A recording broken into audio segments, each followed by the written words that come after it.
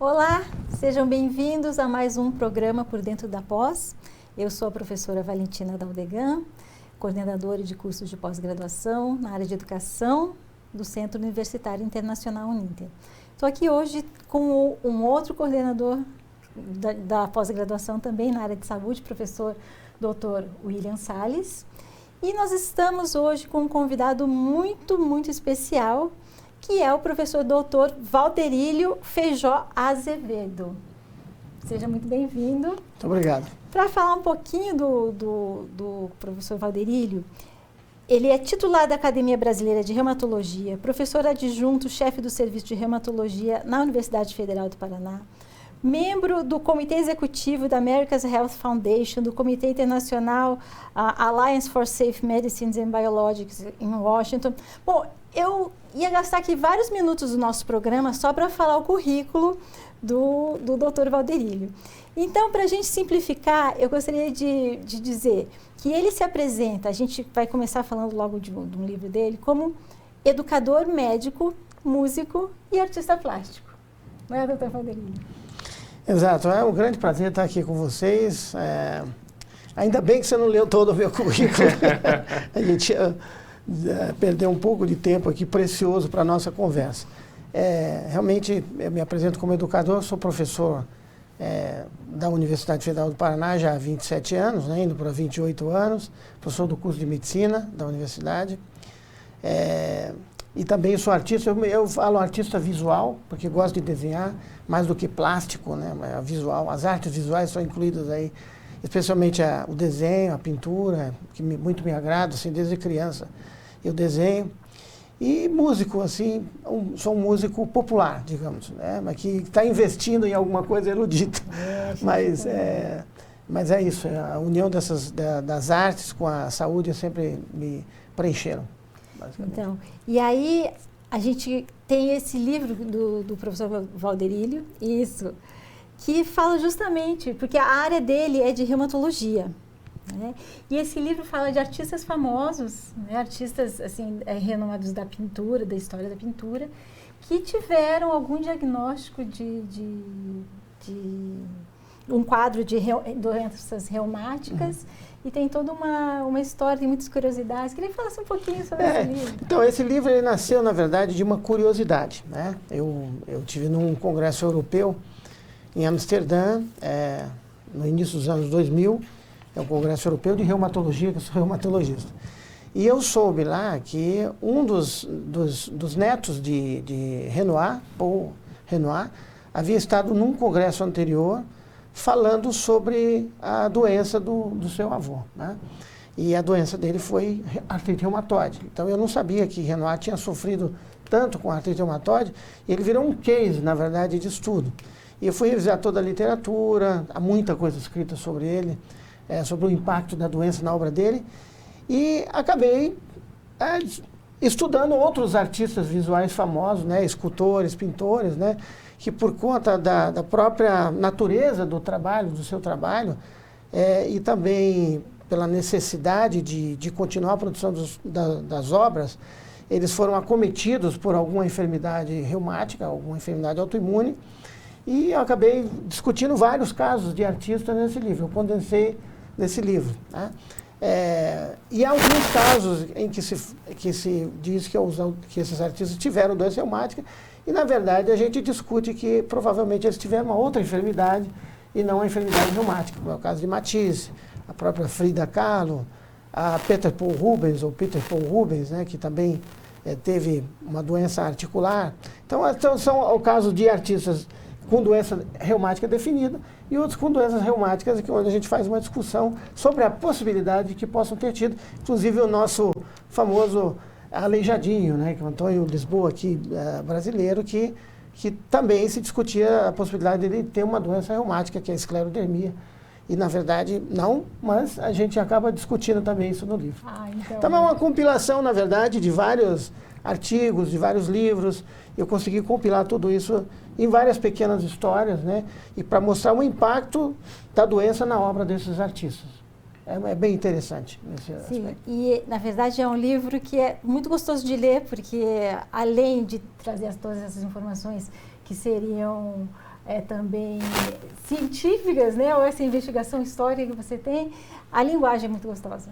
Então, eu digo que além de músico e de artista visual, também tem um pé na literatura. Um pouco, é verdade. A gente acaba... na verdade, eu não quis fazer um livro técnico, né? Eu quis transformar essa linguagem técnica numa linguagem palatável, mais coloquial, que pessoas que não tivessem uma formação de saúde pudessem entender. Então eu dou, inclusive, muita sinonímia do livro, no rodapé do livro. O que é, quando eu falo um termo técnico, quando eu digo lá embaixo o que é, e, inclusive, termos da história da arte. Recapitulando alguns movimentos artísticos na literatura, na música, na pintura, enfim, que precisam ser lembrados aí, porque tem autores, artistas de várias épocas, né? De épocas, desde a idade romântica, né? Do romantismo, ou pré-romântico, mais moderno, a idade moderna.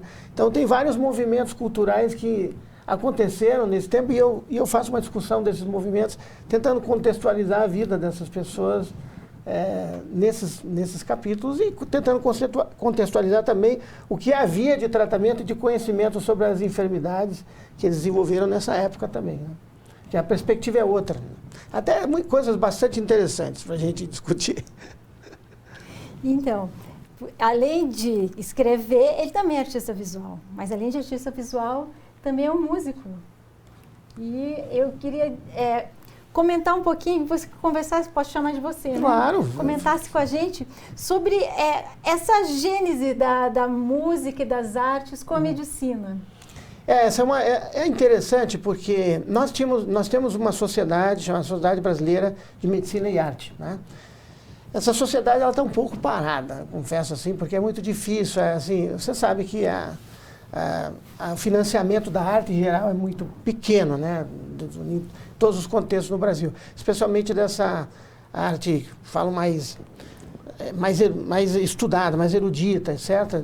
Então, mas a gente tem esse grupo, né, que é uma sociedade, e acabamos discutindo muito essa influência das artes na medicina. A medicina, ela nasce como uma arte, até hoje a gente discute se ela é uma ciência de verdade, porque ela se apropria de outras áreas da ciência para constituir o escopo do seu estudo, que é o homem, né?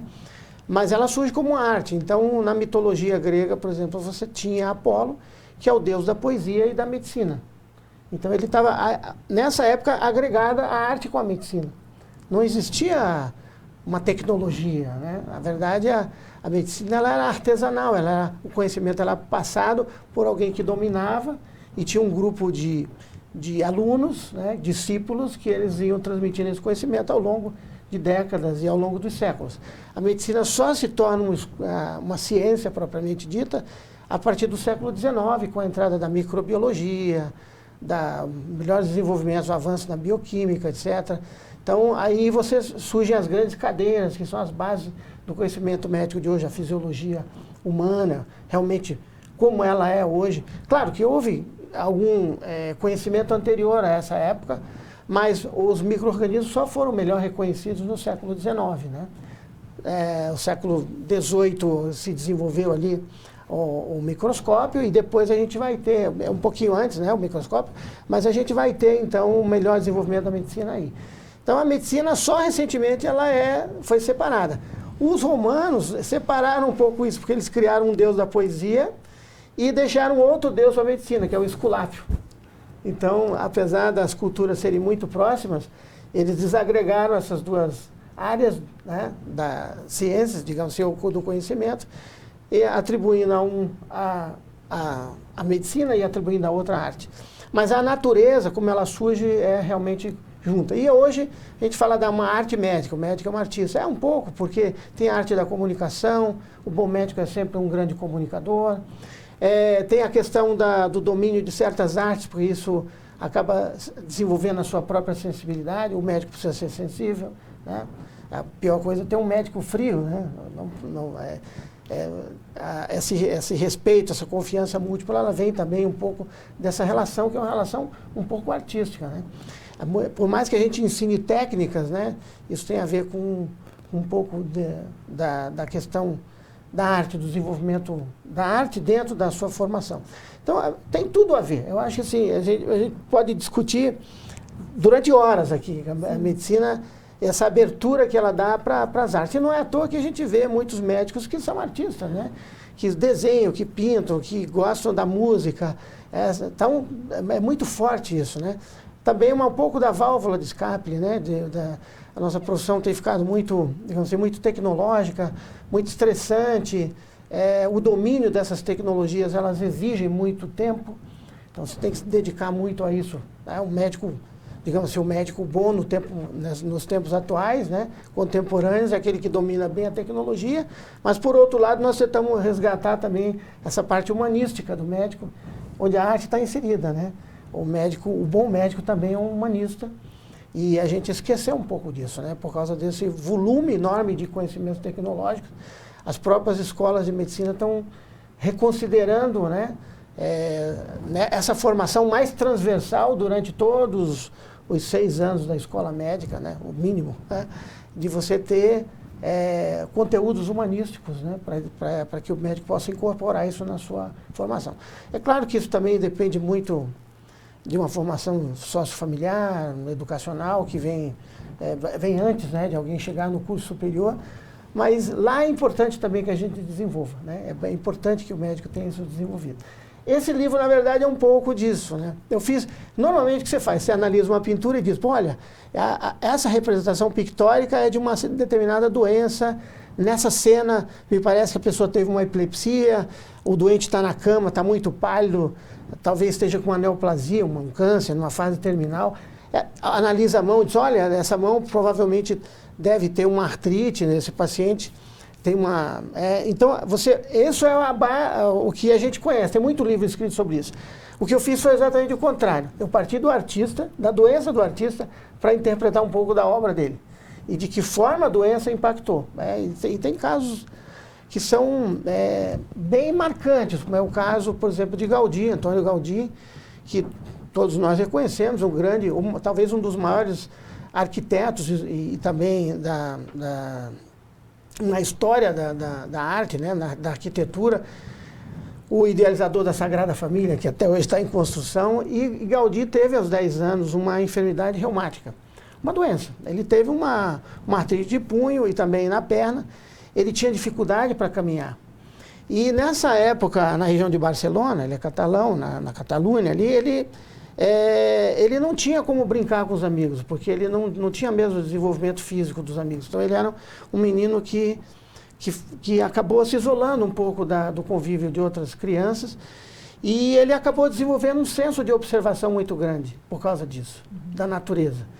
Então, ele ia com um burrinho, né? Você usava muito o burrinho para a periferia, ele observava as árvores, observava os pássaros, reproduzia muitas formas da natureza, e isso impactou na obra dele. Se você olhar toda a obra de Gaudí, ela é basicamente em cima de geometrias e de formas da natureza, né? A representação de formas da natureza. Então, eu sempre falo, se Gaudí tivesse vivido hoje, talvez ele não tivesse sido um grande artista, porque facilmente ele seria detectado na comunidade como uma pessoa doente. A gente tem basicamente acesso a várias terapias. Ele seria devolvido rapidamente para a comunidade e talvez ele não tivesse desenvolvido esse senso de observação da natureza. Então, um pouco da arte também, ela surge em cima da dor, e aí é por isso o nome do livro, A Beleza e a Dor, né? O artista, ele, pela sensibilidade, muitos artistas acabam produzindo muito por causa de questões existenciais, de suas questões das dores, seja do espírito, da alma, enfim, e as dores físicas, né? Que fazem o caso de Renoir. Renoir, ele ampliou demais a produção dele quando ficou doente. Muito, assim, ele acordava à noite e não tinha o que fazer com dor. Não existia analgésico como a gente tem hoje, né? Não existia nenhum tratamento específico para a doença, para artrite reumatoide. Então, o que ele fazia, ele ia pintar, pegava pequenas peças de madeira e pintava flores com anêmonas, etc. Então, ele tem dezenas, centenas de quadros assim que ele pintou, que estão no acervo da família, né? Que não chegaram, muitos desses quadros não chegaram a museus, etc. Então, tem isso também. Alguns artistas ampliaram a sua obra, né? Acabaram produzindo muito mais quando ficaram enfermos, quando tiveram a doença. É uma forma de querer superar aquilo, aumentando então a sua própria produção, né? E mudando também a sua técnica para se adaptar com a doença. Você imagina que, uma vez estou eu lá no Museu d'Orsay, o Museu d'Orsay em Paris, as grandes obras do museu são impressionistas, né? E obviamente tem obras de Renoir lá. Então, eu estou lá numa sala e olhando um quadro de 1,10 m por 90 centímetros, mais ou menos, um quadro grande, chama-se Les Grandes Banhistes, que são as banhistas, porque ele pintava banhistas obesas, né? Aí era um padrão de beleza da época. E aí eu estou olhando aquele quadro e disse, mas como é que esse cara pintou esse quadro em 1909? 1909 foi o último ano de vida dele, né? E ele estava muito limitado, ele tinha uma anquilose de ombros, então ele não conseguia segurar o pincel, ele colocava o pincel entre dois dedos, nessa metacarfalangiana, e pintava assim, ó, dessa forma. E como é que ele pintava se ele tinha um ombro com anquilose? Ele desenvolveu uma geringonça, eu falo, não é nenhuma máquina, usando corrente de bicicleta, correia da bicicleta, amarrando na moldura do quadro para fazer com um sistema de polia, para o quadro subir, descer e ir para o lado. Então ele conseguia pintar toda uma superfície de 1,10 m, porque ele só tinha 30 centímetros de mobilidade. Como que ele pintou um quadro de 1,10 m? Mas a cena é a seguinte, estou eu olhando aquele quadro e imaginando, né, o Renoir pintando aquilo, né, porque eu já tinha lido a história dele e aquilo me deixava... Aí entra assim, muita gente falando alto. Para variar, o brasileiro. Falando alto num museu, todo mundo baixinho na Europa.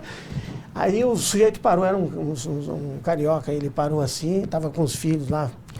Aí ele soltou assim, pô, mas gostava de uma gordinha esse Renoir, falou bem alto. Eu falei, se ele soubesse o trabalho que deu para pintar esse quadro, né, ele não teria jamais feito esse comentário. Então, essa questão do impacto da doença na obra é o que é talvez o ponto mais importante do trabalho desse livro, tá? Esse livro também, assim, quando você tem algumas habilidades, né, você tem que botar essas habilidades para funcionar, né? Tem que desenvolvê-las, né? A pior coisa é você ter uma habilidade e você não desenvolver a sua habilidade. Então, assim, eu gosto de desenhar, então eu usei esse livro também para desenhar. Muitas imagens aí, fui eu que desenhei. É isso que eu ia dizer. Tem várias, né? Vários desenhos. Tem várias. São vários, cada autor aí, fui eu que fiz o desenho desses autores.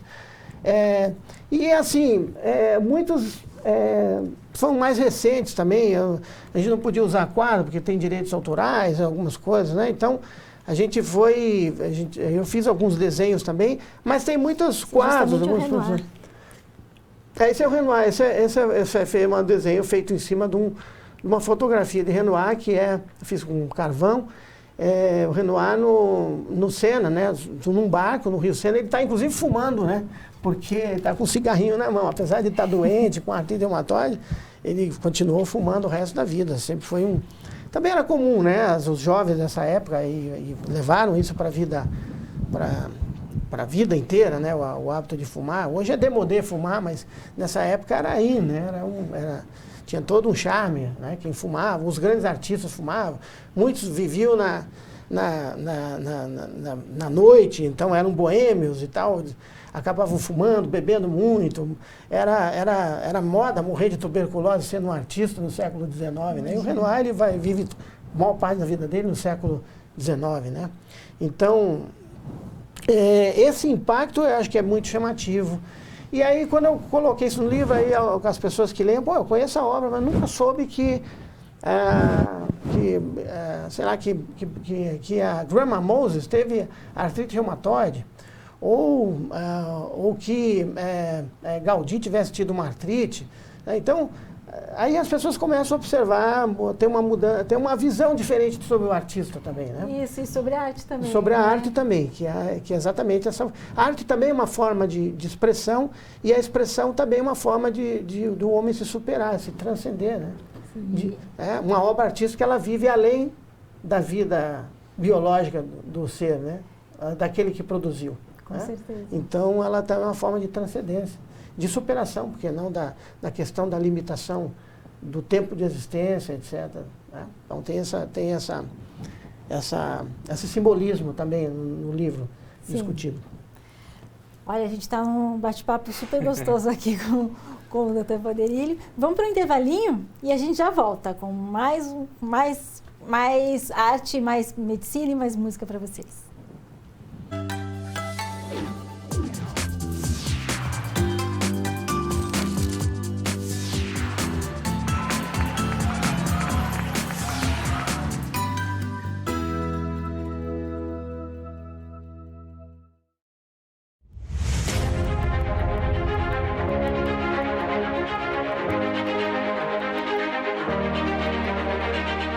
No ponto mais privilegiado de Curitiba, no Alto do Pirazinho, o sítio de transmissão do Super Canal 13.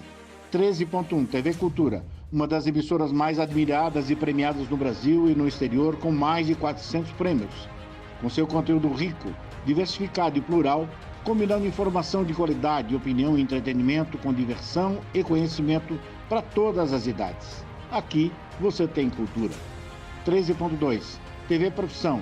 Ensino e aprendizagem é a televisão caminhando de mãos dadas com a educação, contribuindo na formação dos cidadãos e no seu exercício da cidadania. 13.3 TV Euronews, um canal voltado para a realidade local, com muito entretenimento e informação a todos os telespectadores da região metropolitana de Curitiba. 13.4 TV Fundação Wilson Picker, Enem para todos e uma diversificada programação, democratizando assim o acesso ao saber. E 13.5, Rádio Digital UHF, a primeira no Brasil.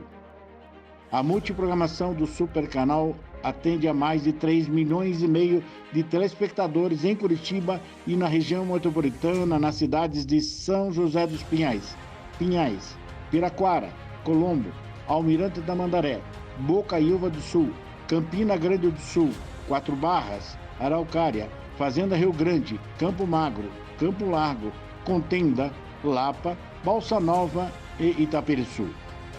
Essa excelente estrutura de transmissão permite uma ótima recepção em mais de 90% dos televisores da sua área de cobertura. No Super Canal 13, sua imagem pega bem.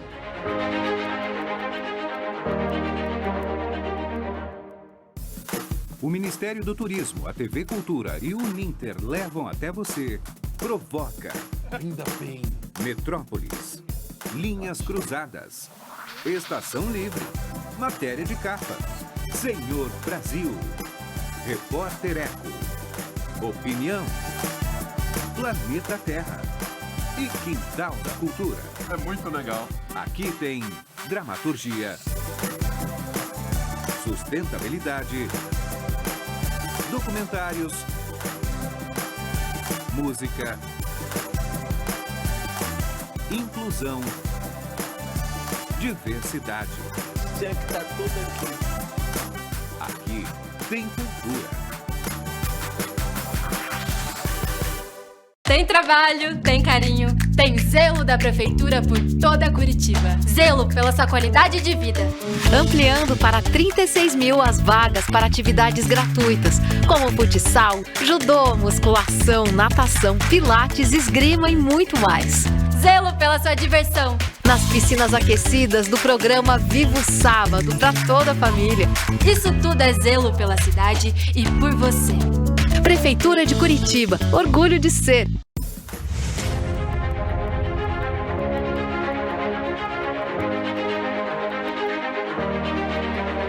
Localizado no ponto mais privilegiado de Curitiba, no Alto do Pirazinho, o sítio de transmissão do Super Canal 13.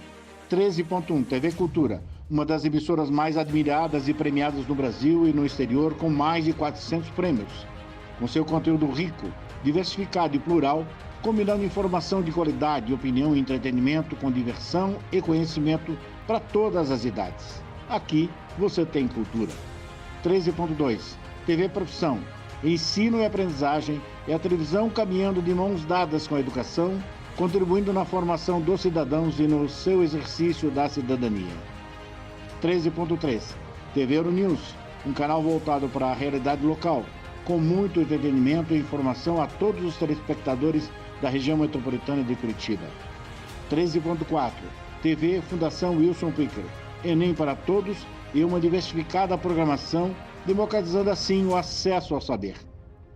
E 13.5, Rádio Digital UHF, a primeira no Brasil. A multiprogramação do Supercanal atende a mais de 3,5 milhões de telespectadores em Curitiba e na região metropolitana, nas cidades de São José dos Pinhais, Piraquara, Colombo, Almirante Tamandaré, Bocaiúva do Sul, Campina Grande do Sul, Quatro Barras, Araucária, Fazenda Rio Grande, Campo Magro, Campo Largo, Contenda, Lapa, Balsa Nova e Itaperiçu. Essa excelente estrutura de transmissão permite uma ótima recepção em mais de 90% dos televisores da sua área de cobertura. No Super Canal 13, sua imagem pega bem.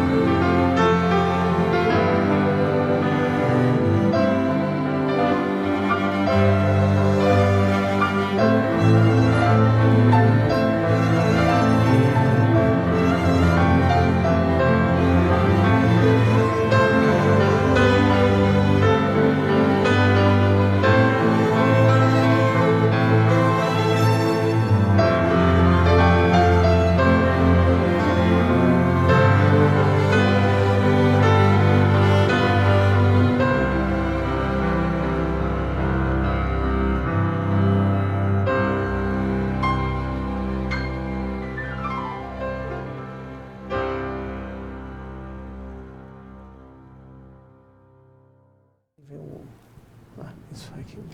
Olá pessoal, você que está chegando aqui agora, estamos então no nosso programa Por Dentro da Pós, após essa excelente apresentação, e hoje o programa está com uma temática especial. Nós estamos falando sobre medicina, arte, e estamos aqui com o Dr. Valderílio, e é ele que vai falar um pouquinho para a gente a respeito desse excelente vídeo que vocês acabaram de ver. Dr. Valderílio, conta isso para nós. William, esse vídeo chama-se Natal em Kiev, ou Kiev, né? Eu sempre falo Kiev, é como o russo fala, os ucranianos falam Kiev. Então, Christmas in Kiev é um vídeo... Eu tinha feito a música, ela não tinha nome, e eu achei que a música merecia uma causa, né? E aí, não fiz a música exatamente para isso, mas eu aproveitei essa música para essa causa da invasão da Rússia na Ucrânia, né? Que trata-se de uma guerra, mas de uma invasão, né?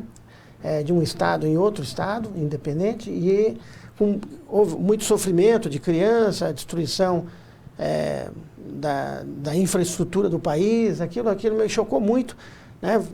A gente estava ali saindo meio que da pandemia e aquela coisa da guerra, né?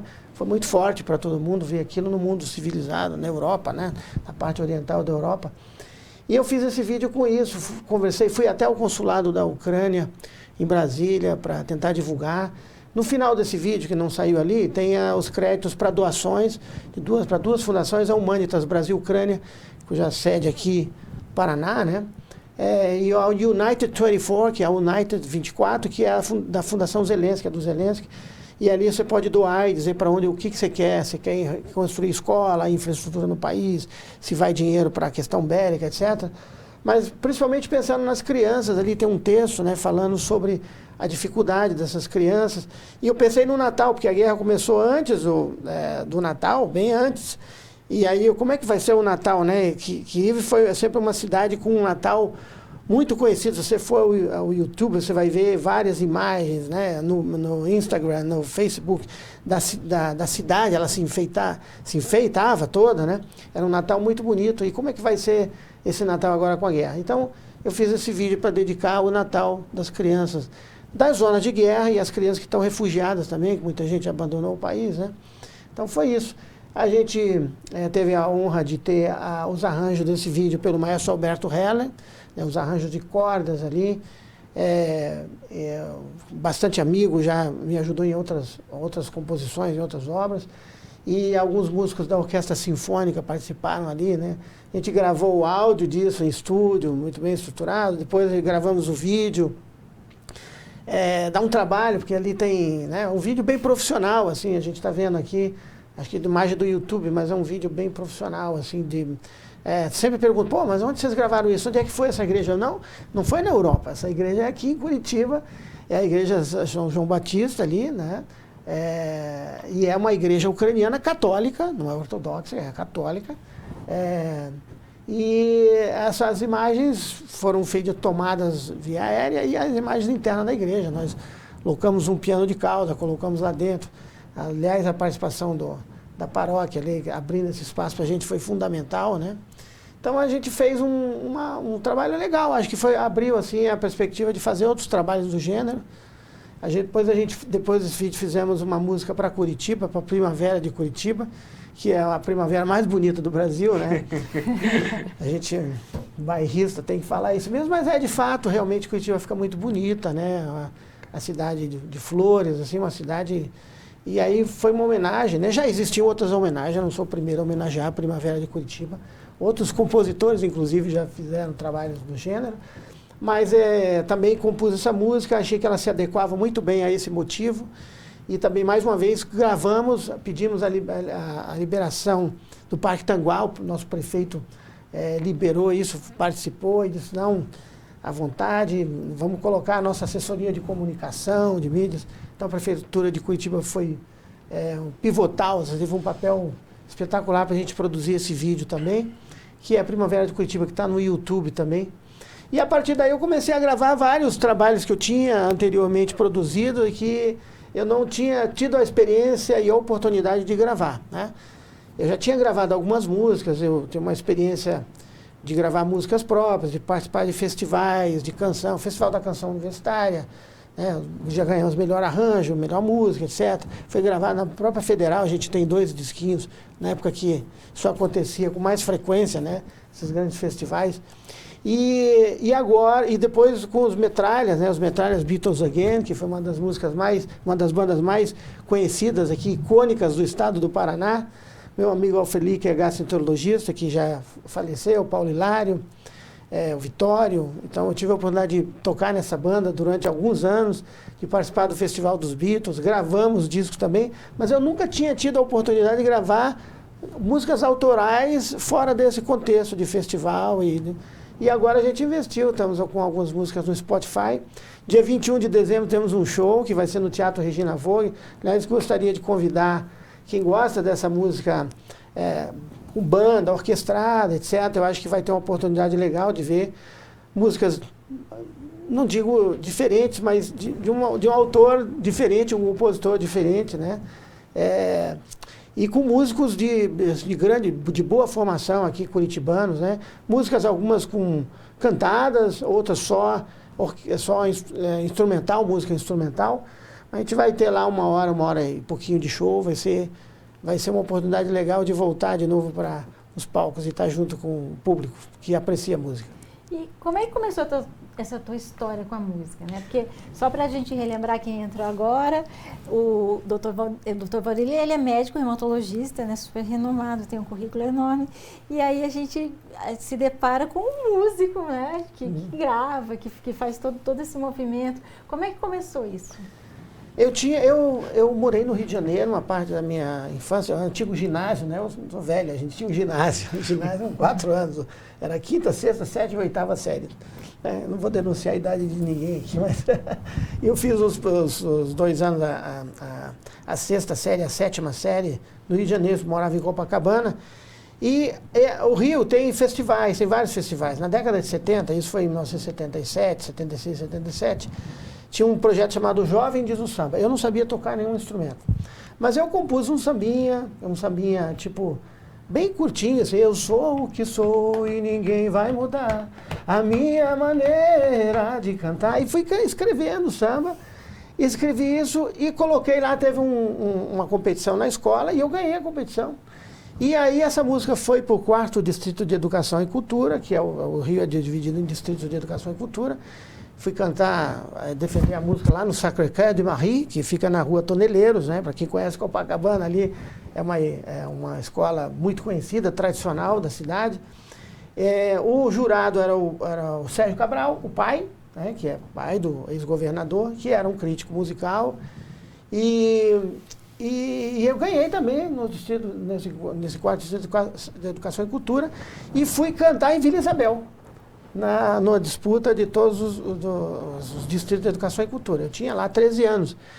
E não ganhei o festival, cantei com alguns meninos da Escola Mirim da Mangueira, eram colegas que estudavam junto comigo, porque a escola pública, então tinha os meninos do Morro e tinha os meninos dali da Copacabana mesmo, né?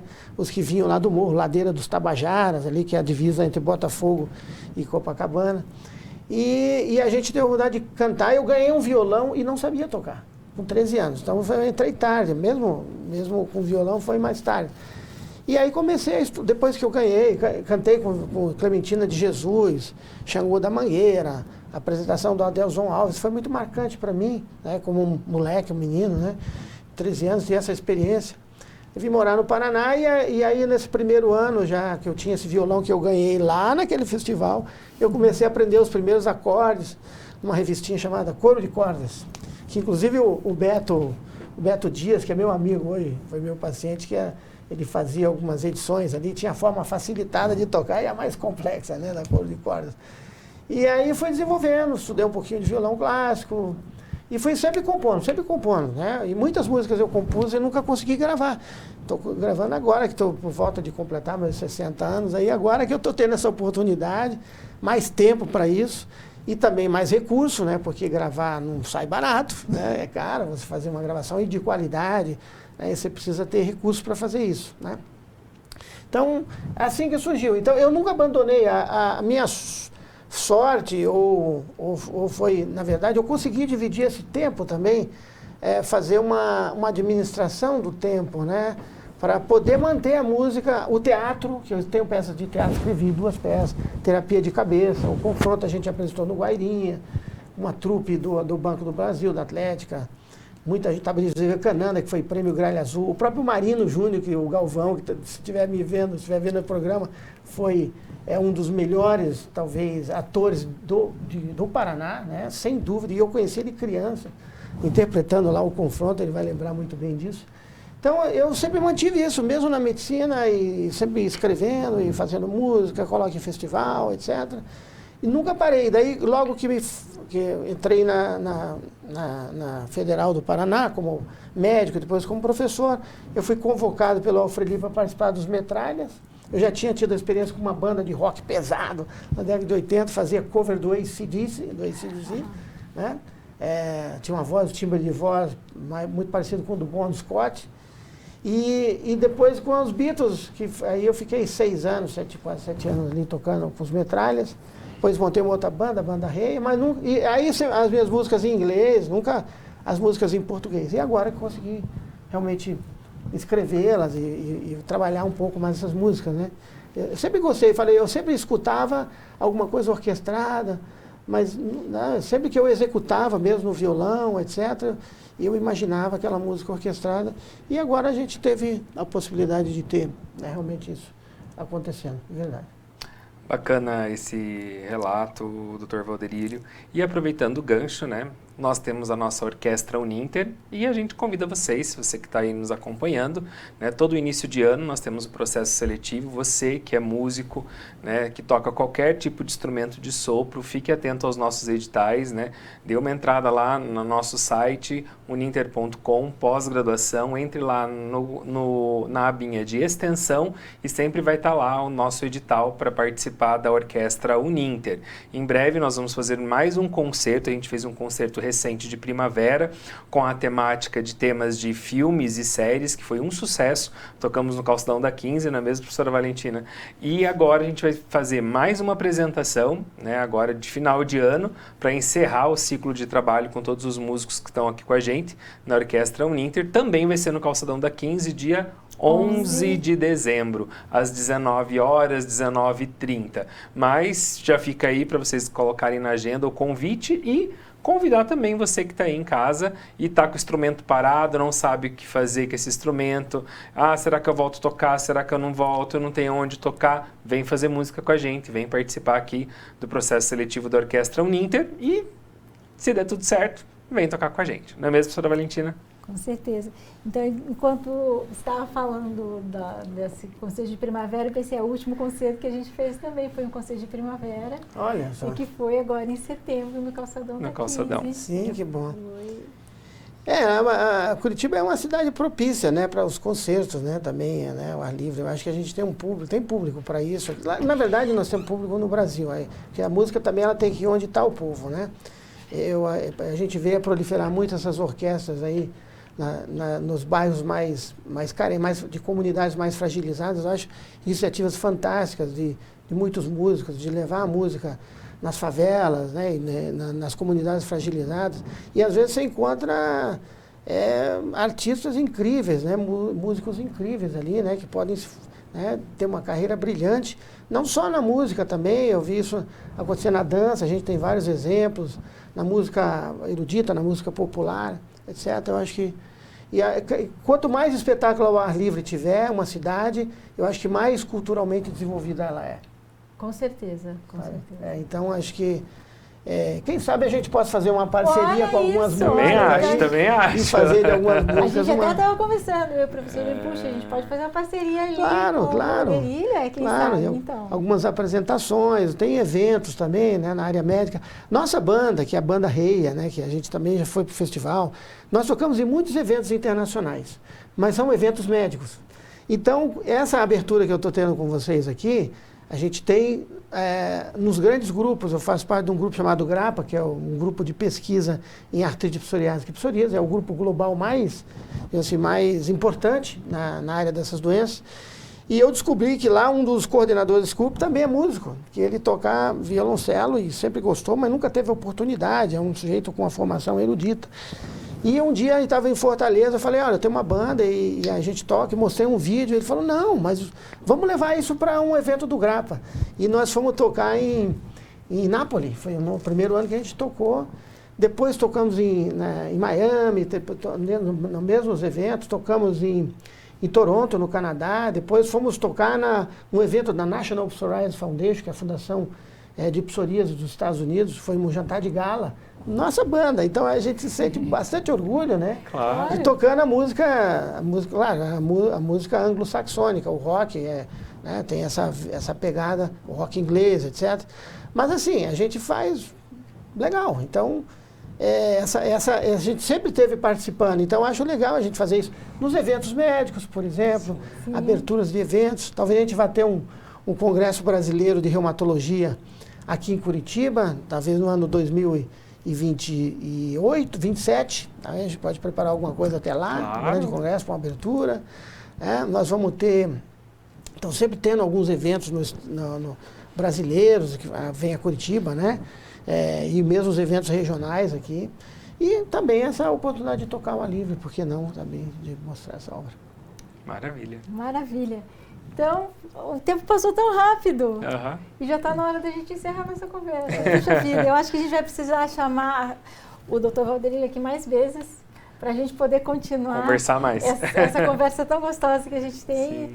Então, eu quero agradecer demais. Obrigado. Né, a tua presença aqui, né, compartilhar todo esse conhecimento, tudo isso que é tão gostoso nessa...